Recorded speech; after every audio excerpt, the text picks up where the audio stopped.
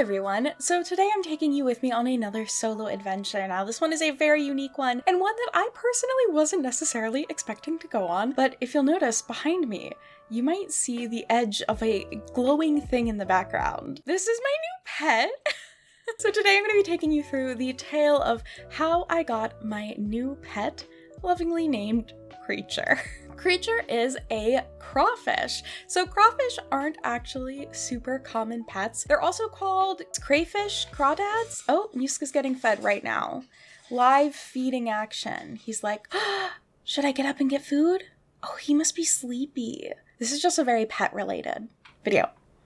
He doesn't even want his, wow, he's a sleepy boy today. But they're not usually something that people keep as pets. Usually they're more like food or kept in they're kind of like a livestock situation. So how I ended up with this crawfish. So someone in my life for their work goes out to wetlands and collects samples of macroinvertebrates for educational programming. So it's a way to teach kids about what lives in the water essentially. And sometimes crawfish are caught as basically byproduct in that. They aren't really intentionally caught, but they can be pretty small, so it's easy for them to get mixed in with everything else that they are grabbing. And these crawfish are actually invasive species. If you catch them, you can't just put them back in the water. You're technically supposed to kill them. Now, the person who had caught it felt really bad about it and also didn't want to kill them, which I don't blame them for. That's not like a pleasant thing to have to do. And they essentially were looking for a home for them.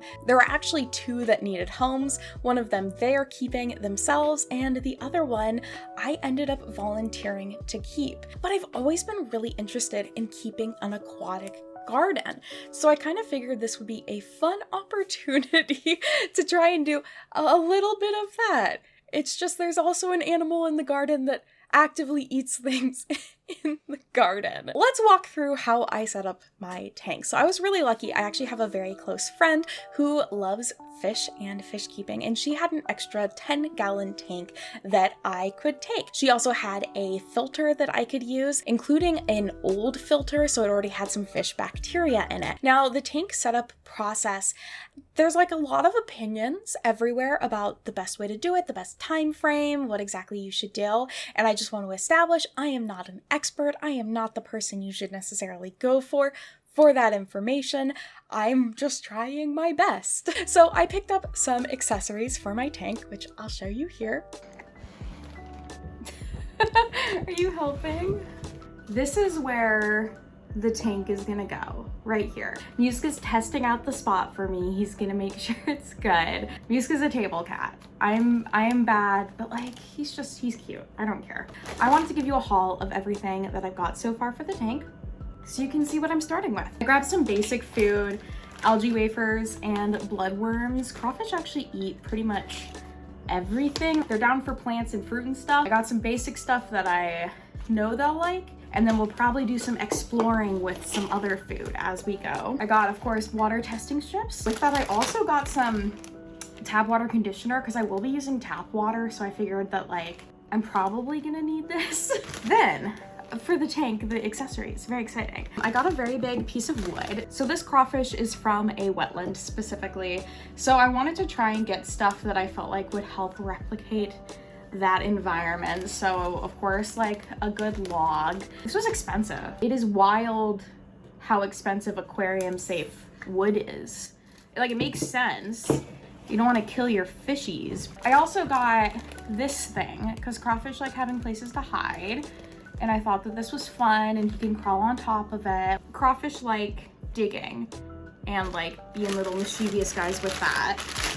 So I got some actual sand, proper aquarium sand.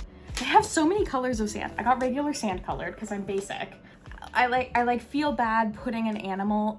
This is so ironic with Muska being here with his my home is very colorful and cute, and his favorite bed is like this pink flower bed.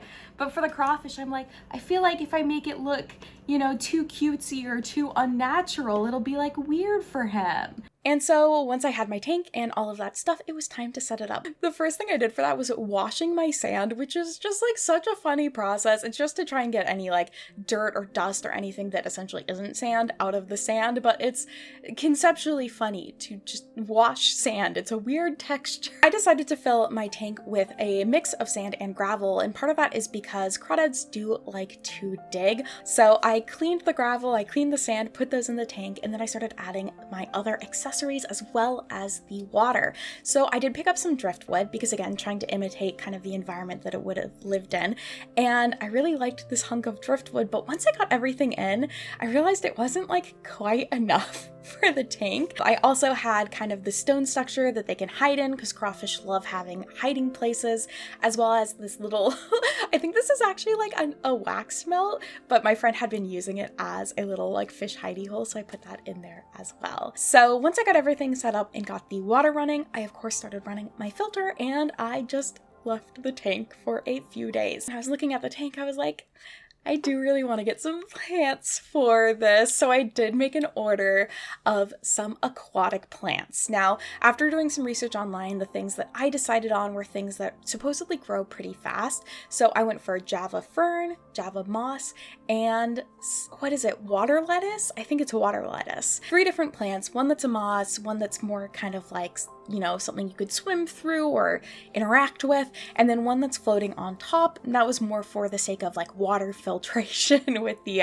water lettuce. I think it's called that. Along with them, I was able to get some more driftwood pieces, which was great. So I could kind of like rework my tank setup. I really wanted to have a nice little hidey hole in the middle made with the driftwood because, again, I was like, that's probably where they would like organically hang out. So I was able to adjust the big piece of driftwood around with the little pieces to kind of have it like propped up, so it kind of has like a multi-entrance cave thing going on for it. Then I was able to take the Java fern, it actually was in 2 separate pieces, and add those into 2 spots. I tied them down with embroidery floss because actually it's really common to use super glue to glue plants to wood or rocks in tanks, but I don't have any super glue. But I thought that was really an interesting thing to learn, so I just tied it down. So I'm hoping that the roots will kind of bond with the wood. We'll see. I did also get this rock with the moss on it and some Java ferns sticking out of it that I put in the back that I love. I love having that there. Honestly, I might get another one of those. And I really think this all helped like liven up the feel of the tank. And I think it was really good for the water quality in the tank. So you'll see, actually, I had a bacteria bloom in my tank, which looked like this, which was really scary. And that combined with the tannins from the wood, which caused this kind of orangey color, looked really bad. I was really freaking out. I was like, I don't know what to do. Totally normal. It's a part of the process of like figuring out the bacteria. It's got to grow a bunch of the bad stuff and those will die down. And, you know, I don't, again, need to go into the science because I'm not going to say it properly, but that's basically the information behind it. So it looked really bad.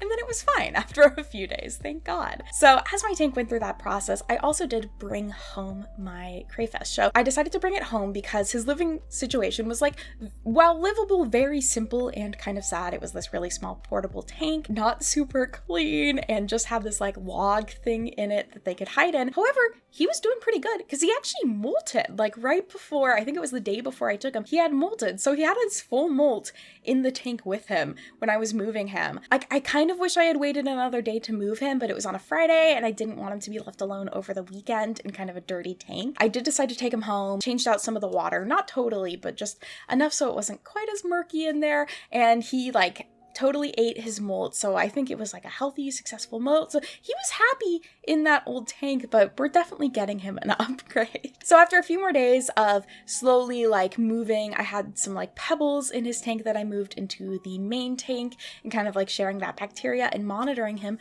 I decided it was time to move him into his new luxury living space, and he is so happy. Like, I don't really know if he's happy or not, but just seeing him walk around and explore in the tank has just made me so happy. He does really like eating the plants. So the main challenge with having kind of an aquatic garden, or literally a tank with a crawfish in general, is that they are predators and they're quite aggressive and they like to eat a lot, which means if you put any fish in the tank, unless the fish are pretty fast or hang out kind of at the top of the tank, they are going to eat them. Same thing with snails, and they will also eat any of the plants that you have in there. So I've been trying my best to add in some like algae wafers or give him some like carrots or other snacks so that he has food sources that aren't the plants, so he doesn't have to just like rely on them totally and eat them all.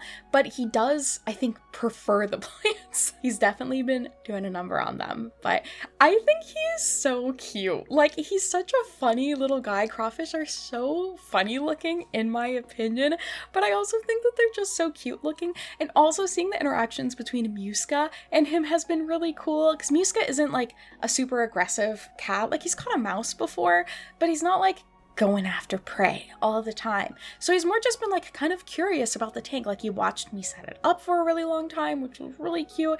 And if I'm sitting at the table checking out the tank, he'll usually like hop up on the table and be like, "What are we looking at, Mom?" Which I just love. I think it's really sweet. I did get a lid for the tank because Muska had drank from it. So, which made me very nervous because of course fish bacteria isn't awesome for cats. It does have a lid on it now. It also has this really nice light that follows the day cycle. So actually it's going to continue to dim until it will kind of completely turn off for the night, and then in the morning it imitates a sunrise, and it actually is an LED light that has different colors as well to kind of imitate the colors of the sky, which I think is very cool. So he kind of has his own world there. He has his day-night cycle.